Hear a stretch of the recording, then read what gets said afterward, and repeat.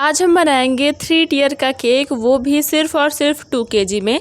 बहुत सारे लोगों को लगता है कि 2 केजी में 3 टियर का केक नहीं बन सकता, लेकिन बिल्कुल बन सकता है। आप इस वीडियो को पूरा लास्ट तक देखिए, आपको सारी चीज़ें डिटेल में बताऊंगी कि किस इंच का टिन लेना है, कितना प्रीमिक्स लेना है, कितने इंच टिन में कितना प्रीमिक्स डालना है। सारी चीज़ें हम डिटेल में देखेंगे और इस केक का प्राइस क्या लिया वो भी मैं बताऊंगी। ये डॉल केक है और आप इससे ना कुछ हटके और भी सारे केक्स इसमें बना सकते हैं। तो चलिए सबसे पहले हम देख लेते हैं। यहाँ पे हमने स्पंजेस को बना के बेक करके रखा हुआ है और ये देखो ट्रे में मैंने पानी डाला है और इसी पे मैंने स्पंज को रखा है ताकि ये जल्दी से जल्दी ठंडा हो सके। इस केक का जो ऑर्डर था ना, बस एक दिन पहले ही रात में मुझे मिला था और दूसरे दिन मुझे इसको बनाना था, तो रात में ही मैंने इसकी जो प्रिपरेशन स्टार्ट कर दी थी। मैंने स्पंज वगैरह रात में ही बेक कर लिया था और इसको क्रम कोट करके भी रख दिया था। ये देखें, ये जो स्पंज है ना वो अपने आप टिन को छोड़ दे रहे हैं। मैंने सिर्फ इसमें ऑयल ग्रीस किया है, ना कोई बटर पेपर लगाया है, ना कोई मैदा डस्ट किया है, फिर भी बहुत ईजिली ये डीमोल्ड होंगे और मैं आपको लाइव दिखाऊंगी कि बिना बटर पेपर लगाए भी कैसे केक्स डीमोल्ड होते हैं। और ये रही मेरी ओटीजी। काफ़ी सारे लोग मुझसे पूछते हैं कि आपका कौन सा ओटीजी है, तो ये देखें आइबेल का ये 50 लीटर का ओटीजी है और इसको मैंने अमेज़न से परचेज़ किया था। इसी में मैंने सारे स्पंजेस को बेक करके लिया है। और हाँ, एक चीज़ और, बहुत लोग बोलते हैं कि ओटीजी में जब हम अपना केक स्पंज बेक करते हैं तो उसमें बहुत ज़्यादा डार्क कलर आ जाता है, ब्राउन सा। बट आप मेरे स्पंज को देखो, ये सारे मैंने ओवन में ही बेक किए हैं और इनका कलर भी देखो बिल्कुल अच्छा है। और ये येलो इसलिए है क्योंकि मैंने यहाँ पे पाइनएप्पल इमल्शन डाला था। बाकी हमारा जो केक स्पंज है ना उसमें बिल्कुल भी ब्राउन ज़्यादा कलर आया नहीं है, बहुत ही प्यारा ये बेक हुआ है। ये देखा आपने कितना ईजिली ये डीमोल्ड हो गया। बस कुछ नहीं करना है, अपने बर्तन को उल्टा कर देना है, ये अपने आप ही निकल जाएगा। यहाँ पे हमने कोई बटर पेपर भी नहीं लगाया, जैसा आपने देखा है कि टिन में कुछ भी नहीं लगा हुआ है। बस मैंने क्या किया था, इसको पानी में रख दिया था ताकि ये जल्दी से ठंडा हो जाए। ये देखिए सारे हमारे स्पंज है।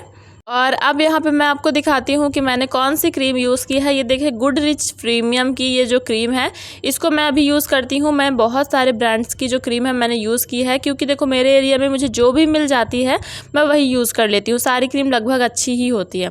ये देखो परफेक्ट कंसिस्टेंसी ऐसे ही होनी चाहिए, बिल्कुल स्मूथ क्रीम होनी चाहिए, उसमें बबल्स वगैरह नहीं आने चाहिए। तो मैंने यहाँ पर क्रीम भी बीट कर ली जितना मुझे नीड था। केक को बनाने के लिए मैंने 2 बार में क्रीम बीट की थी। तो अब हम कर लेते हैं फटाफट से कटिंग। तब तक मैं आपको बताती हूँ कि मैंने इसके लिए कितना प्रीमिक्स लिया था। तो ये 2 केजी का केक था, इसके लिए मैंने 600 ग्राम प्रीमिक्स लिया था। इसको मैंने डिवाइड कैसे किया ये मैं आपको बता देती हूँ। जो सबसे नीचे वाली टियर थी उसको मैंने 8 इंच के टिन में बेक किया था और इसके लिए मैंने 350 ग्राम प्रीमिक्स लिया था। उसके बाद जो बीच की टियर थी उसको मैंने 6 इंच के टिन में बेक किया था और इसके लिए मैंने 150 ग्राम प्रीमिक्स लिया था। आप लोग ध्यान से सुनिएगा। और अब जो सबसे ऊपर वाली टियर है, जो बेंटो साइज, मतलब मैंने 4 इंच के टिन नहीं था, वो घर का ही एक बर्तन था, वो 4 इंच का था, तो उसमें मैंने 100 ग्राम प्रीमिक्स यूज़ किया। आई होप समझ में आ गया होगा। 100 ग्राम ऊपर और बीच वाले में 150 ग्राम, सबसे नीचे वाले में 350 ग्राम। इस तरीके से मैंने प्रीमिक्स को डिवाइड किया। टोटल 600 ग्राम प्रीमिक्स का यहाँ पर मैंने यूज़ किया था। अब मैं क्या कर रही हूँ, सारे लेयर्स को ना मैं बराबर बराबर कट कर ले रही हूँ। सभी की मैंने 3 लेयर्स निकाली थी ताकि जो हाइट है वो हमें बिल्कुल परफेक्ट मिले, एक बराबर मिले। तो यहाँ पे मैंने तीनों स्पंज को कट कर लिया है और अब हम करेंगे इसकी फिलिंग फ्रॉस्टिंग। तो यहाँ पे देखें मैंने ले लिया है ये बीच वाला टियर, मतलब 6 इंच वाला जो है हमारा। इसको अब मैं क्या कर रही हूँ, अच्छे से मैंने सोक कर दिया है और साइड में मैंने क्रीम ले ली है एक अलग से बाउल में। उस पर मैं क्या कर रही हूँ कि मैंने उसमें इमल्शन ऐड कर दिया है, साथ ही साथ मैंने पाइनएप्पल का क्रश भी ऐड कर दिया है ताकि मुझे लेयर्स में ऊपर से क्रश ऐड ना करना पड़े, क्योंकि थोड़ा इससे ना टाइम सेविंग हो जाती है। तो मैंने क्रीम में ही क्रश और इमल्शन ऐड करके उसको उसी में मिक्स कर दिया था ताकि लेयर्स में मुझे ऊपर से ना डालना पड़े। यहाँ पे देखिए मैंने अच्छे से इसको स्प्रेड किया है और अब मैं ऊपर से क्रश वगैरह नहीं डालूंगी क्योंकि सारा कुछ मैंने अपने क्रीम में मिक्स कर दिया है। इससे थोड़ी सी टाइम सेविंग भी हो जाती है, जब जल्दी का काम होता है ना, तो मैं ऐसे कर देती हूँ। और इससे फ्लेवर भी काफ़ी अच्छा आता है केक में, क्योंकि क्रश की हमें वही क्वांटिटी लेनी है जैसे हम लेयर्स में ऐड करते हैं, बस उसी को आपको क्रीम में मिक्स कर देना है। ठीक है, यहाँ पे देखो 1 बाय 1 हमें केक की लेयर रखना है, मतलब स्पंज की लेयर रखना है, उसको सोक करना है, फिर क्रीम लगाना है और बाकी सारी चीज़ें तो हमारे क्रीम में ऑलरेडी ऐड है। तो मैं अपने हर वीडियो में एक केक का ये प्रोसेस दिखाती ही हूँ ताकि जो न्यू मेंबर हैं उनको सारी चीज़ें शुरू से समझ में आए और वो समझ पाएँ कि मैं क्या बताने की कोशिश कर रही हूँ, ठीक है। तो यहाँ पे मैं आइसिंग भी सिर्फ एक ही टियर का दिखाऊंगी आपको, और यहाँ पे मैं ये जो क्रम कोट करना बता रही हूँ वो भी मैं सिर्फ एक ही टियर का बताऊँगी, वरना वीडियो भी बहुत लंबा हो जाएगा। तो यहाँ पर देखो मैंने साइड्स पर अच्छे से क्रीम स्प्रेड कर दी है, और अब मैं क्या कर रही हूँ, थोड़ी थोड़ी सी क्रीम ले रही हूँ और इसके टॉप पर भी लगा रही हूँ। ऐसा करने से होगा क्या कि जो छोटे छोटे क्रम्स है ना वो इसी क्रीम में चिपक जाएंगे, और जब हम फाइनल आइसिंग करेंगे अपने केक को तो वो बहुत ही स्मूथ तरीके से होगा। मैं इसका वेट भी दिखाती हूँ, 450 ग्राम इसका वेट ऑलरेडी हो चुका है। और ये देखो अब ये सबसे ऊपर वाली टियर है, इसका भी वेट जो है ना वो हो गया था 250 ग्राम। और अब आती है सबसे बड़ी वाली लेयर, मतलब सबसे नीचे की लेयर, तो इसका भी मैं आपको दिखाती हूँ वेट।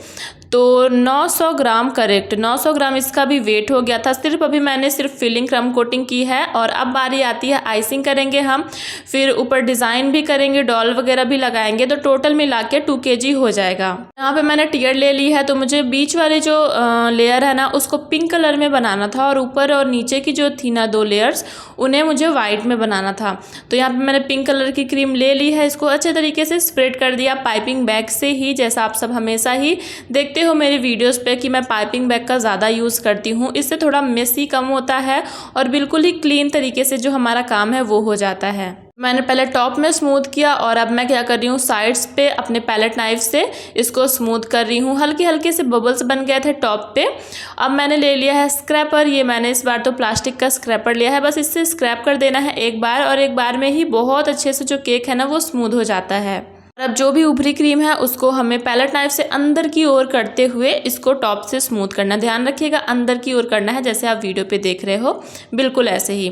और हाँ, एक बहुत इंपॉर्टेंट टिप मैं यहाँ पे शेयर कर रही हूँ कि अब जब आप आइसिंग कर रहे हो ना, तो जो आप क्रीम निकालो सबसे पहले उस क्रीम को आप अच्छे से मिक्स कर लो। एक बार आप स्पैचुला लो और उसको अच्छे से मिक्स करो, उसके बाद उसको पाइपिंग बैग में भरो, फिर ही आप आइसिंग करना, इससे आइसिंग बहुत ही स्मूथ होगी।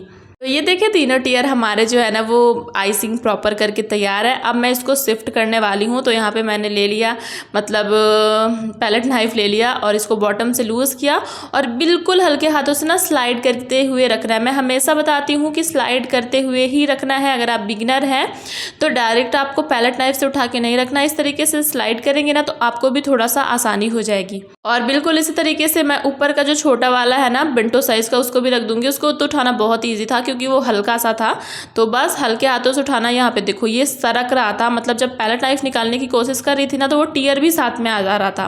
तो यहाँ पे मैंने दूसरी पैलेट नाइफ की हेल्प ली और अपना ये जो बड़ा वाला था उसको निकाल लिया। और ये देखें तीनों लेयर्स को ना मैंने अच्छे से स्टैक कर दिया। आपको दिख रहा होगा, अगर आपने ध्यान दिया होगा, कि मैंने थोड़ा सा पीछे करके रखा हुआ है। और ऐसा मैंने क्यों किया, ताकि सामने ना मुझे थोड़ा सा ज़्यादा स्पेस मिले, क्योंकि डॉल केक है, डॉल की फ्रॉक वगैरह बनाएंगे, बॉर्डर वगैरह बनाएंगे, और कुछ भी डिज़ाइन इसमें हम करने वाले हैं, तो मुझे थोड़ा सा स्पेस मिल जाए, इसलिए मैंने हल्का सा पीछे करके टियर को रखा है। मैंने यहाँ पे सपोर्ट के लिए 4 टूथपिक्स ऐड कर दी हैं। आप यहाँ पे प्लास्टिक की स्ट्रॉ वगैरह भी ऐड कर सकते हो, या फिर ऐसे भी छोड़ सकते हो, क्योंकि हमारा जो केक है वो सिर्फ और सिर्फ 2 kg का ही है। और ये केक तो मेरे बगल में ही जाना था, तो मुझे इतना कुछ इशू नहीं था, पर फिर भी मैंने थोड़े से टूथपिक ऐड कर दिए थे। यहाँ पे मैंने नोज़ल ली है, 21 नंबर की ये नोज़ल है, और इससे मैं बॉर्डर बना रही हूँ। तो बस ऊपर नीचे और बीच में मैं यहाँ पे बॉर्डर, बिल्कुल सिंपल सा बॉर्डर दे रही हूँ। इस केक में ना इतना कुछ खास नहीं था, मतलब बहुत ज़्यादा डिज़ाइनर कुछ नहीं था। इस केक की जो डिज़ाइन थी ना वो मुझे 2 केक की मर्ज करके बनानी थी। मतलब सबसे ऊपर वाला जो आपको टियर दिख रहा है ना, उसमें जो डिज़ाइन थी वो अलग केक से उठाई गई थी, और बाकी की जो इसमें डिज़ाइन थी वो एक अलग केक की उठाई गई थी। बस दोनों को मुझे मिला के मिलता जुलता कुछ बनाना था। यहाँ पे मैंने वीडियो शूट नहीं की, एक्चुअली क्लिप ही नहीं ऑन थी, मतलब वीडियो ही नहीं ऑन थी। बाद में देखा तो मैंने यहाँ पे डॉल को ऊपर से पहना के कपड़े, और डॉल को मैंने लगा भी दिया था, और क्लिप ऑन, मतलब वीडियो नहीं ऑन थी, सॉरी। तो फिर भी कुछ नहीं किया है, बस छोटा वाला जो नोज़ल होता है उससे मैंने बस डॉल का टॉप बनाया है और इसको साइड करते हुए लगाया है, बस, और कुछ नहीं था।